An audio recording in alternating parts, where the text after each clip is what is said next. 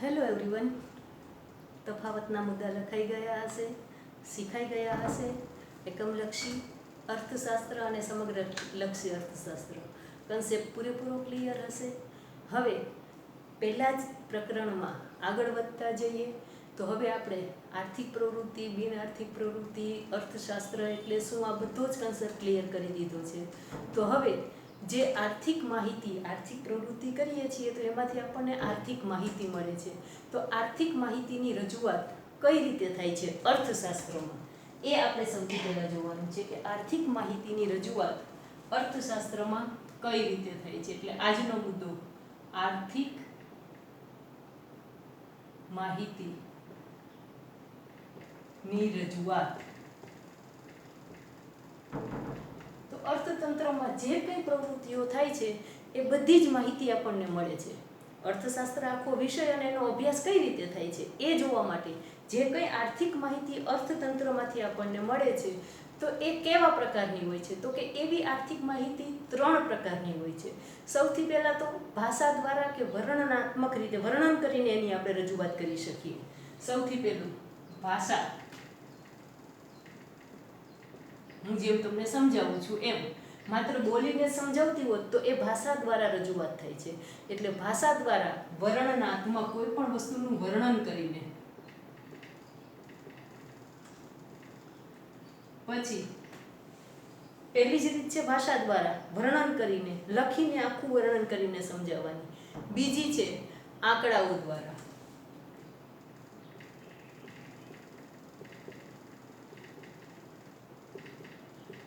અને આંકડાઓ દ્વારા જ્યારે રજૂઆત થાય છે ત્યારે ભાષા દ્વારા થાય છે એના કરતાં સરળ પડે છે. અને એ જ આંકડાઓને આકૃતિ દ્વારા જ્યારે રજૂ કરવામાં આવે પ્રતિકાત્મક રીતે ત્યારે એ સમજવી એના કરતાં પણ સરળ થઈ જાય છે. એટલે ત્રીજું છે આકૃતિ દ્વારા પ્રતિકાત્મક રીતે.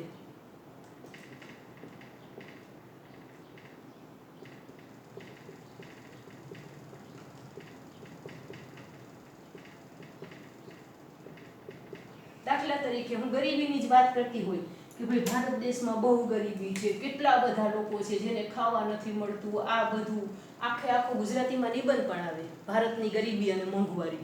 તો એ તો આપણે નિબંધના સ્વરૂપમાં ગમે એટલું લખેલું હશે તો સાચા અર્થમાં ભારતમાં ગરીબીનું પ્રમાણ કેવું છે એ આપણે જાણી શકતા નથી.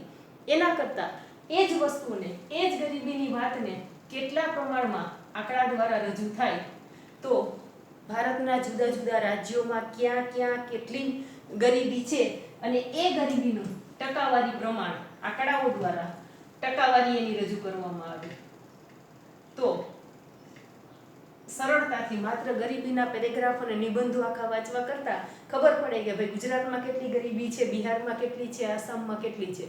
તો આ જે આંકડાઓ આવે છે ત્યારે ભાષા દ્વારા રજૂઆત થાય એના કરતાં વધારે સચોટ રજૂઆત આંકડાઓ દ્વારા થાય. અને એ જ આંકડાઓ ગરીબીના આવેલા હોય એનો જ આપણે એક આલેખ બનાવી લઈએ અને એ આલેખમાં આમ બતાવી દઈએ. એક આલેખ હોય એમાં જુદા જુદા આપણે આમ સ્તંભ બતાવેલા હોય જુદા જુદા રાજ્યના, તો કાંઈ પણ સમજાવ્યા વગર પણ કહી શકાય કે સૌથી નીચો સ્તંભ છે ત્યાં સૌથી ઓછી ગરીબી છે, ઊંચો સ્તંભ છે એ રાજ્યોમાં સૌથી વધુ ગરીબી છે. તો જે વર્ણનાત્મક રીતે આપણે સમજીએ એના કરતાં આંકડાથી આપણે થોડુંક સરળતાથી અને સચોટતાથી સમજી શકીએ. અને એ આંકડાની માહિતીને જ્યારે આલેખમાં રજૂ કરી દઈએ તો બિલકુલ સ્પષ્ટપણે આપણી સામે ચિત્ર રજૂ થાય કે ભાઈ આમાં ક્યાં ગરીબી કેટલી છે અને ક્યાં કેટલી વધુ છે અને ક્યાં કેટલી ઓછી છે. એટલે આ 3 રીતે પ્રમાણ નક્કી કરવામાં આવે છે. તો આ 3 પ્રમાણમાં દાખલા તરીકે આપણે જોવા જઈએ તો આ 3 કે હકીકતે આંકડાકીય માહિતીની રજૂઆત, 1 માર્કનો પ્રશ્ન પૂછે કે આંકડાકીય માહિતીની રજૂઆત કઈ રીતે થાય છે, તો કે ભાષા દ્વારા, આંકડા દ્વારા અને આકૃતિ દ્વારા. હવે આકૃતિ રજૂઆત ભાષા દ્વારા, આંકડા દ્વારા અને આકૃતિ દ્વારા. હવે હું તમને પછી આપણે આખું માંગનો ચેપ્ટર ભણવાના છીએ અને એમાં વિસ્તૃતપણે માંગનો નિયમ ભણશું. પરંતુ એ તમને કાંઈ ખબર નથી છતાં પણ હું તમને એમ કહું અમસ્તા જ કે કોઈ પણ વસ્તુની કિંમત બહુ ઊંચી હોય તો એ વસ્તુની માંગ થોડીક ઓછી હોય, કારણ કે એટલી બધા પૈસા ખર્ચીને બધા વાપરે નહીં. પરંતુ વસ્તુની કિંમત ઘટી જશે તો એની માંગ વધે. સ્વાભાવિક છે, કારણ કે જ્યારે વસ્તુ સસ્તી બજારમાં મળે તો લોકો વધારે ખરીદે. આ વર્ણનાત્મક, મેં ખાલી મોઢે કીધું તમને. અને એનું હું આખું પેરેગ્રાફ લખું એના કરતાં વર્ણનની જગ્યાએ હું માત્ર આંકડા આપું અને એ આંકડા તમને સામે કોષ્ટક બનાવીને લખું કે ભાઈ માંગની વાત કરીએ તો વસ્તુની કિંમત રૂપિયામાં હોય અને માંગ એ એકમમાં છે. તો હવે અહીંયા હું બે આંકડા બતાવી દઉં તો તમને ફટાફટ સમજાઈ જશે કે વસ્તુની કિંમત જેમ જેમ ઘટતી જશે એમ વસ્તુની માંગ વધે. દાખલા તરીકે આપણે વસ્તુની કિંમત સૌથી પહેલા 20 રૂપિયા રાખીએ, પછી 15, પછી 10, પછી 5, તો એની માંગમાં શું ફેર પડશે? જ્યારે વસ્તુની કિંમત 20 રૂપિયા છે, પછી 15 રૂપિયા છે, પછી 10 રૂપિયા થાય, પછી 5 રૂપિયા થાય, વસ્તુની કિંમત ધીમે ધીમે ઘટતી જાય છે. તો વસ્તુની માંગમાં શું પરિવર્તન આવશે? તો કે જ્યારે 20 રૂપિયા કિંમત હતી ત્યારે 20 એકમની જ માંગ હતી. 20 રૂપિયા કિંમત છે ત્યારે 20 એકમની માંગ છે. હવે 20 રૂપિયાથી ઘટીને 15 રૂપિયા થઈ ગઈ એટલે માંગ વધીને 40 એકમ થઈ ગઈ. હજી કિંમત ઘટીને 10 રૂપિયા થઈ જાય તો માંગ વધીને 60 એકમ જેટલી થઈ જાય. અને હજી કિંમત ઘટીને માત્ર 5 રૂપિયા થઈ જાય તો એની માંગ વધીને 80 રૂપિયા જેટલી 80 એકમ જેટલી થઈ જાય. હવે એકમમાં એક ચોકલેટ પણ રાખી શકો છો, કારણ કે તમને બહુ ભાવતી ચોકલેટ હોય, બિસ્કિટનું પેકેટ હોય, કોઈ પણ છે, તમને જે કંઈ ભાવે છે એ ડેરી મિલ્ક 20 રૂપિયાની એક આવતી હોય તો 20 ડેરી મિલ્કની માંગ થતી હોય. તમને ભાવતી ચોકલેટની જ વાત કરીએ તો હવે એની કિંમત ઘટીને 15 થઈ જાય એટલે જેની પાસે 15 રૂપિયા હતા એ ડેરી મિલ્ક લઈ શકશે એટલે માંગ વધીને 40 થઈ જાય. હવે હજી કિંમત ઘટીને 10 છે તો કોઈના મમ્મી પપ્પા એને 10 રૂપિયા જ વાપરવા દેતા હોય તો એની પાસે પૈસા નહોતા એટલે 15 કે 20 વાળી ડેરી મિલ્ક લઈ નહોતો શકતો. હવે 10 રૂપિયા કિંમત થઈ ગઈ છે એટલે આ લોકો તો એ વધુ લેશે જ. 20 રૂપિયા હતા એને 20ની એક આવતી હતી, હવે 10 થઈ ગયા તો હવે તો એને ડબલ જોશે ને. 20 રૂપિયા વાપરવા આપે છે તો 2 લઈને ખાઈ શકશે એટલે એની માંગ વધીને 60 થઈ જાય છે અને માત્ર 5 રૂપિયા થઈ ગયા. જે 20 રૂપિયાની ડેરી મિલ્ક આવતી હતી એ 5 રૂપિયાની થઈ જાય તો સ્વાભાવિક છે કે 5 રૂપિયા જેની પાસે છે એ પણ હવે ડેરી મિલ્ક લઈ શકશે. 15 વાળો છે એ તો 3 લેશે, 10 જેની પાસે છે એ 2 લેશે અને 20 છે તો 4 લેશે. સ્વાભાવિક છે કે જેમ જેમ કિંમત ઘટશે એમ વસ્તુની માંગ વધતી જતી હોય છે. એટલે હું તમને વસ્તુની માંગ અને કિંમતને કેવી અસર છે એ મૌખિક સમજાવું તો એને વર્ણનાત્મક કહેવાય, પરંતુ એ વર્ણનાત્મક હું ગમે એટલી વાતો કરું એ સમજાય એના કરતાં એક કોષ્ટક ખાલી મેં બનાવી દીધું તો તમારી પાસે આ કન્સેપ્ટ આખો ક્લિયર થઈ ગયો કે વસ્તુની કિંમત કેમ ઘટે છે અને વસ્તુની માંગ કેમ વધે છે. હવે એ જ વસ્તુને હું તમને એક નાનકડો આલેખ કરીને બતાવી દઉં કે ભાઈ x ધરી અને y ધરી ઉપર આ બે વસ્તુ, આ x ધરી અને આ y ધરી, અહીંયા આવશે વસ્તુની માંગ, અહીંયા આવશે વસ્તુની કિંમત. હવે આ જ વસ્તુને લઈએ, કિંમત 5 રૂપિયા, 10 રૂપિયા, 15 રૂપિયા, 20 રૂપિયા. કિંમત 5, 10, 0, 5, 10, 15, 20 આ રીતે કિંમત છે અને માંગના એકમો છે તો એ 20 એકમ, પછી 40 એકમ, 60 એકમ, 80 એકમ. હવે તમને એક આલેખ બનાવીને સમજાવું તો આના કરતાં સરળતાથી સમજી શકાશે, કારણ કે જ્યારે વસ્તુની કિંમત 20 રૂપિયા છે ત્યારે માંગ કેટલી છે? ખાલી 20 એકમની. તો આ 20 રૂપિયા કિંમત છે ત્યારે માંગ માત્ર 20 એકમની છે. આપણને એક બિંદુ આ મળે છે. 15 રૂપિયા કિંમત છે ત્યારે એની માંગ 40 એકમની, માંગ વધી જાય છે એટલે 15 રૂપિયા છે ત્યારે આપણને આ બીજું બિંદુ મળે છે, 40 એકમની માંગ થાય છે. 10 રૂપિયા કિંમત થઈ જાય છે ત્યારે 60 એકમની માંગ થઈ જાય છે, આ 60 એકમ. અને જ્યારે 5 રૂપિયા કિંમત છે ત્યારે તો 80 એકમની માંગ થઈ જાય છે.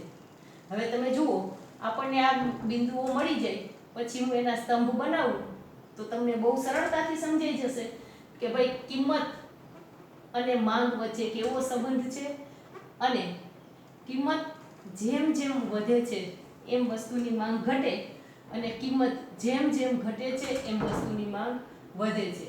અહીંયા આ ચારે ચાર બિંદુઓને જોડતી જે રેખા છે એ આખે આખો આપણે એક માંગ રેખાનો નિયમ પણ સમજવાનો છે. આ ડીડી માંગ રેખા થાય અને આને જોડતો પહેલો સ્તંભ આ છે, આને જોડતો બીજો સ્તંભ, આ ત્રીજો સ્તંભ અને આ ચોથો સ્તંભ. તો જેમ કિંમત વધુ છે એમ વસ્તુની માંગ ઓછી છે અને કિંમત ઘટીને ખાલી 5 રૂપિયા થઈ જાય છે તો વસ્તુની માંગ વધીને 80 એકમ જેટલી થઈ જાય છે. તો આ વર્ણનાત્મક જો હું બોલું છું ભાષા દ્વારા જ્યારે કિંમત અને માંગનો સંબંધ સમજાવું તો કદાચ યાદ રહીએ ના રહીએ, સમજાય ના સમજાય, એનાથી વધારે સારી રીતે આનાથી સમજાઈ ગયું કે ભાઈ આપણે એક કોષ્ટક બનાવ્યું, એમાં આંકડાકીય માહિતી આપી દીધી અને એ જ આંકડાકીય માહિતીને મેં અહીંયા એક આલેખ બનાવીને દર્શાવી દીધી. તો સ્વાભાવિક જ છે કે આમાં જ્યારે કિંમત 20 રૂપિયા છે ત્યારે માંગ આટલી જ છે, 20 એકમની જ. પણ કિંમત ઘટતા ઘટતા 5 રૂપિયા થઈ જાય છે ત્યારે માંગ વધીને 80 એકમ જેટલી થઈ જાય છે. જે માંગ માત્ર આટલી હતી 20 એકમની, એ વધીને અહીંયા પહોંચે છે. તો આલેખ કે આકૃતિ દ્વારા અર્થતંત્રમાં જે કંઈ આર્થિક માહિતી છે એની રજૂઆત બહુ સરળતાથી સ્પષ્ટપણે કરી શકાય છે.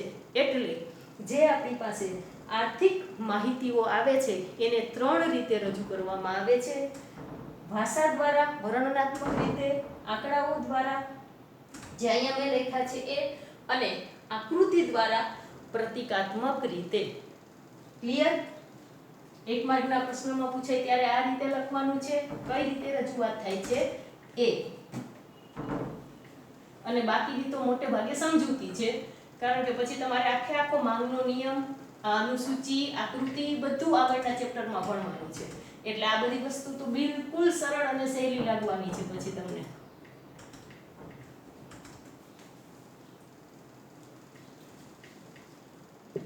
હવે આપણે મુખ્ય બાબત આમાં જોઈએ તો આંકડાકીય માહિતીનું મહત્વ. આંકડાકીય માહિતી શા માટે મહત્વની છે આપણે જોઈ ગયા ને. વર્ણનાત્મક રીતે રજૂ કરે તો ઓછું સમજાય, એના કરતાં આંકડા આપ્યા હોય તો વધારે સમજાય, અને આંકડાનું આલેખમાં નિરૂપણ કર્યું હોય તો એનાથી પણ વધારે સારી રીતે સમજાય. એટલે અર્થશાસ્ત્રના અભ્યાસમાં આંકડાકીય માહિતીનું મહત્વ કેટલું છે એ મુદ્દો બહુ મહત્વનો છે. અર્થશાસ્ત્રના અભ્યાસમાં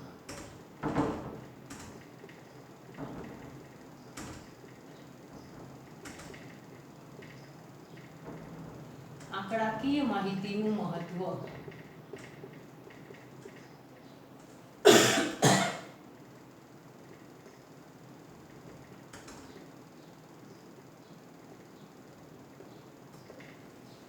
તો આપણે આર્થિક માહિતીની રજૂઆત 3 રીતે સમજી લીધી છે. એટલે હવે આપણને સમજાઈ ગયું છે કે આંકડાકીય માહિતી બહુ જરૂરી છે. પરફેક્ટ આપણને વસ્તુ જાણવા મળે છે. ખાલી ગરીબી ગરીબી ગરીબી, દેશમાં ગરીબી એમ વાતો કરીએ તો સાચા અર્થમાં સમસ્યા સુધી પહોંચી નથી શકાતું. પરંતુ આંકડાકીય માહિતી આવે પછી ખબર પડે કે ભાઈ આખા દેશના કયા રાજ્યમાં વધુ ગરીબી છે, ક્યાં એ ગરીબી નિવારણ માટેના કયા પગલાં લેવા. એટલે આંકડાકીય માહિતી બહુ મહત્વની છે. એટલે આંકડાકીય માહિતીનું મહત્વ દર્શાવવા માટે આપણે 4 બાબતો મુખ્ય મુદ્દા તરીકે યાદ રાખવાની છે. સૌથી પહેલું, સિદ્ધાંતોની આધારભૂતતામાં વધારો થાય છે. પહેલી બાબત, સિદ્ધાંતોની આધારભૂતતા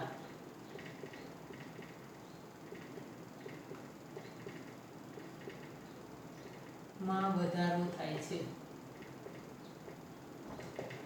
માંગનો આખો નિયમ આપણે શીખશું, પુરવઠાનો આખો નિયમ શીખશું, એ જ રીતે આખું બજાર, ઉત્પાદન, ઉત્પાદકતા, આ બધા જ જે સિદ્ધાંતો તારવેલા છે એ સિદ્ધાંતોને જ્યારે આંકડાકીય માહિતી મળે છે ને ત્યારે એ વધારે આધારભૂત બને છે, વધારે પ્રામાણિક બને છે અને વધારે વિશ્વસનીય બને છે. એટલે જ્યારે આંકડાકીય માહિતી આવશે ને ત્યારે જે કંઈ સિદ્ધાંતો છે એ વધારે મજબૂત બને છે. માટે જ્યારે 2 ચલ વચ્ચેનો કાર્યકારણનો સંબંધ તપાસવાનો હોય છે ને ત્યારે પણ એ સંબંધ તપાસતી વખતે આ સિદ્ધાંતો રજૂ કરવામાં આવે છે. 2 ચલ વચ્ચેનો કાર્યકારણનો સંબંધ તપાસીને કોઈ પણ એક સિદ્ધાંત બનાવવામાં આવે. માંગનો સિદ્ધાંત, તો માંગનો સિદ્ધાંત કઈ રીતે નક્કી કર્યો? તો હમણાં મેં લખ્યું હતું ને એમ, કિંમત વધશે, માંગ ઘટશે, કિંમત ઘટશે, માંગ વધશે. તો આ કાર્યકારણનો સંબંધ છે અને આ સંબંધ આપણી પાસે આંકડાકીય માહિતી, જેમ મેં આખું કોષ્ટક લખ્યું તો તમે બહુ સારી રીતે સમજી શક્યા કે આંકડાકીય માહિતીથી કોઈ પણ સિદ્ધાંત આધારભૂત બને છે. એટલે 2 ચલ વચ્ચેનો કાર્યકારણનો સંબંધ આંકડાકીય માહિતી દ્વારા આપણે દ્રઢપણે સમજાવી શકીએ છીએ કે આ આમ જ છે. કિંમત અને માંગ આ તમને પેલું કીધું એ. ત્યાર પછી વરસાદ અને ઉત્પાદન. દાખલા તરીકે ખૂબ વધારે સારો વરસાદ થશે, ત્યારે વરસાદી માહોલ છે, સારો વરસાદ થશે તો ઉત્પાદન સારું થશે. એ બંને વચ્ચેનો કાર્યકારણનો સંબંધ છે. નફો અને ઉત્પાદન.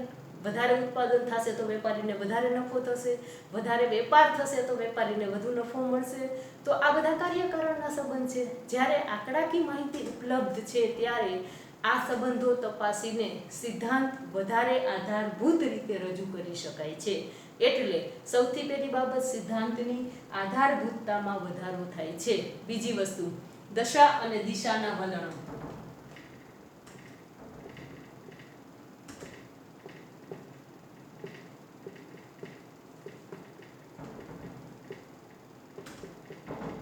વલણો એટલે પરિસ્થિતિ.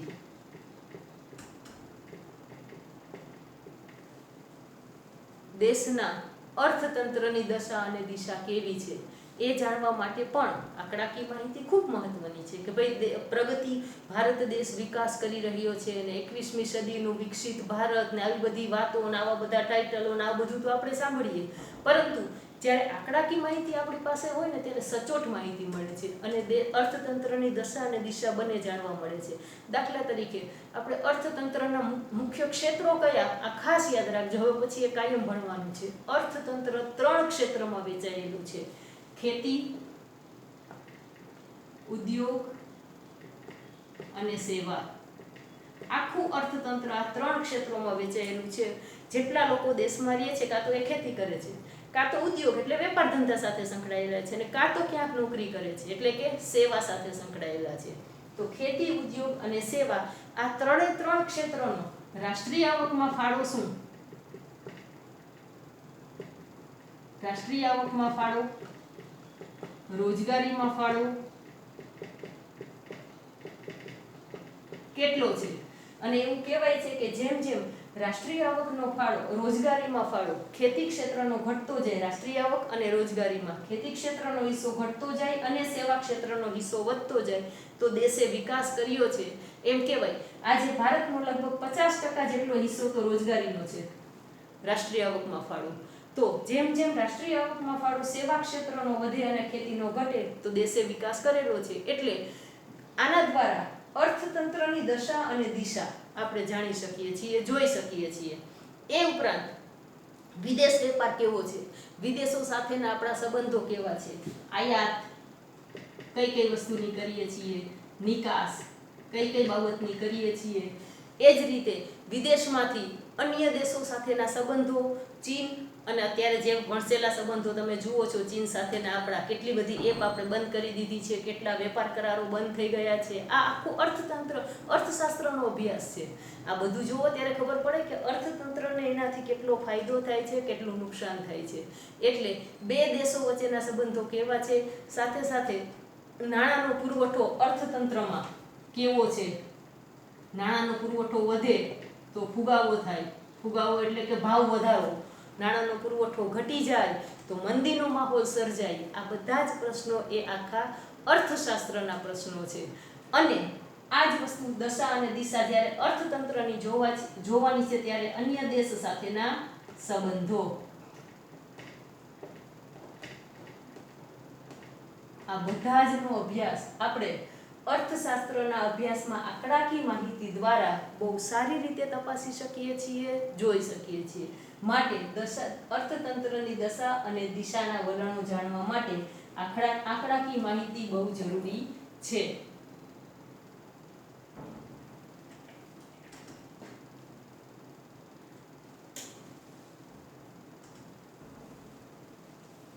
ત્યાર પછીનો મુદ્દો, ત્રીજો મુદ્દો જોઈએ તો જ્યારે આપણી પાસે આંકડાકીય માહિતી આવી જાય છે ને ત્યારે બહુ સરળતાથી તુલના કરી શકીએ છીએ. એટલે 2 દેશ સાથે, 2 રાજ્ય સાથે, 2 જિલ્લાઓ સાથે, 2 સ્થળ સાથે, 2 સમય સાથે બધી જ રીતે તુલના થઈ શકે છે. એટલે તુલનાત્મક અભ્યાસ માટે આંકડાકીય માહિતી બહુ જરૂરી છે.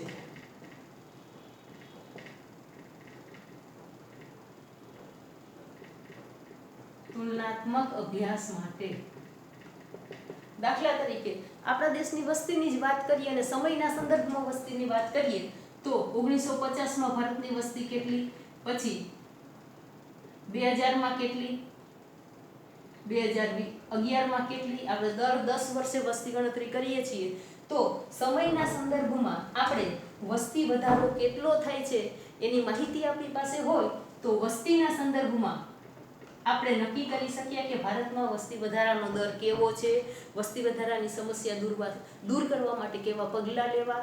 એટલે જ્યારે તુલના કરવાની છે તો 1950માં કેટલી વસ્તી હતી, 2000માં કેટલી વસ્તી અને 2011માં કેટલી થઈ તો અંદાજ પણ આવે કે હવે પછી 2020માં આટલી છે અને હવે 2025માં આટલી વસ્તી થશે વસ્તી વધારાના દર દ્વારા.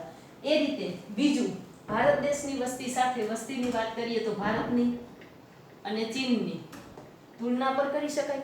જ્યારે આપણી પાસે આંકડા આવી ગયા છે ત્યારે ગરીબીની વાત કરીએ તો ભારત, શ્રીલંકા, ભારત, પાકિસ્તાન, ભારત, અમેરિકા, બે દેશ વચ્ચે ગરીબી, બેરોજગારી, વસ્તી, આર્થિક સ્થિતિ, જીડીપી, કેટલા બધા એવા અર્થતંત્રને લગતા અને અર્થશાસ્ત્રને લગતા બાબતો છે કે જેનો એકબીજા સાથે તુલના કરી શકીએ અને આપણે બીજા અન્ય દેશ કરતાં કેટલા પાછળ છીએ, કેટલા આગળ છીએ અને જો પાછળ છીએ તો એના નિરાકરણ માટે કેવા પગલાં લેવા. આ બધી જ બાબતો આંકડાકીય માહિતી આપણી પાસે હોય તો આ બધી બાબતોની તુલના કરી શકાય છે.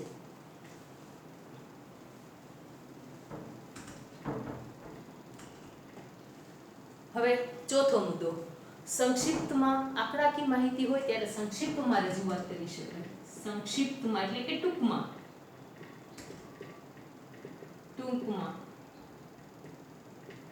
રજૂઆત. જ્યારે આપણા પાસે આંકડાકીય માહિતી છે કોઈ પણ વસ્તુની ત્યારે એની રજૂઆત ટૂંકમાં કરી શકીએ. જેમ મેં કીધું કે તમને કિંમત વધે ને માંગ ઘટે અને એ ગમે એટલું સમજાવવું એના કરતાં એક સરસ મજાની અનુસૂચિ આપી દીધી, 20 રૂપિયા, 15 રૂપિયા, 10 રૂપિયા, 5 રૂપિયા. કિંમત જેમ જેમ જેમ ઘટતી જાય છે એમ માંગ 20માંથી 40, 40માંથી 60, 60માંથી 80. તો એક માત્ર કોષ્ટક છે એના દ્વારા આખી વસ્તુ ટૂંકમાં સંક્ષિપ્તમાં ક્લિયર થઈ જાય છે. વધારાનું મારે કાંઈ લેક્ચર દેવાની જરૂર હોતી નથી. એટલે આંકડાકીય માહિતી છે એ તુલના કરવા માટે બહુ જરૂરી છે, જુદી જુદી પરિસ્થિતિ અને વલણો સમજવા માટે જરૂરી છે, દેશ અને દુનિયા સાથેના સંબંધો કેવા છે, અર્થતંત્રની દશા અને દિશા કેવી છે, આ બધી જ માટે આંકડાકીય માહિતી ખૂબ મહત્વની છે અને એ સંક્ષિપ્તમાં ટૂંકમાં આપણને બધી જ વસ્તુઓની સમજૂતી પણ આપી દે છે. એટલા માટે સિદ્ધાંતો વધારે સચોટ બને છે, આધારભૂત માહિતી આંકડાકીયથી મળે છે એટલા માટે જરૂરી છે. દશા અને દિશા જાણવા માટે જરૂરી છે. સંક્ષિપ્તમાં આ બધી જ વસ્તુની આંકડાકીય માહિતી રજૂઆત કરે છે અને એમાંય આંકડાકીય માહિતી ઉપરથી જો આલેખ બનાવી દેવામાં આવે તો પ્રથમ દ્રષ્ટિએ જ આપણે એને સમજી લઈએ છીએ કે ભાઈ આલેખમાં જે સ્તંભ છે એના દ્વારા શું સ્થિતિ છે આપણને સીધી સમજાઈ જાય છે. એટલે આલેખ તો પ્રથમદર્શીય સમજૂતી આપી દે છે જ્યારે સમજાવવામાં આવે છે ત્યારે. એટલે આંકડાકીય માહિતી દ્વારા ટૂંકમાં, ઝડપથી, વધારે સારી રીતે સમજી શકાય છે, સ્પષ્ટ રીતે સમજી શકાય છે અને ઓછી માથાજીક કર્યા વગર. કારણ કે જ્યારે બહુ ઝાઝું વાંચવાનું આવે ને ત્યારે બહુ તકલીફ પડે છે. હું તમને આ બોર્ડ વર્ક એટલે જ કરું છું કે જે થિયરી છે એ બધામાંથી હું સાર તત્વરૂપ વસ્તુઓ કાઢીને બોર્ડમાં લખું, જેથી આખી થિયરી વાંચવાનો કંટાળો આવે, સમજવાનોય કંટાળો આવે. એટલે મુદ્દા બહાર પડે, એમાંથી આંકડાકીય માહિતી બહાર પડે અને એમાંથી પણ આલેખ બને તો આખો કન્સેપ્ટ ક્લિયર રીતે સમજી શકાય છે. એટલે આંકડાકીય માહિતીનું મહત્વ અર્થશાસ્ત્રના અભ્યાસમાં આટલા મુદ્દા, 4 મુદ્દા બરાબર યાદ રાખવાના છે અને સમજવાના છે. હવે પછી આગળનું પછીના વિડીયોમાં જોઈશું. અત્યારે આટલું લખી લેજો અને પાકું કરી લેજો. નમસ્તે.